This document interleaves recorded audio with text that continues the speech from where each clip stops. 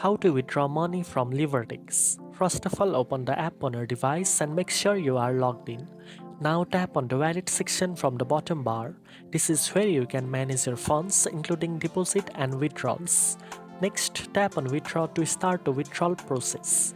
You will see a list of available payment method that you can use to transfer your funds. Select your preferred withdrawal method and enter the amount you wish to withdraw. Make sure the details are correct to avoid any delays or errors. After entering the necessary information, tap Submit or Confirm to process the withdrawal. Depending on the payment method, it may take a few minutes to a few business days for the funds to appear in your account. Always check your payment details and ensure your account is verified to make withdrawals smoothly. Once the withdrawal is successful, you can track the transaction in the report section to confirm the payment and view your updated account balance.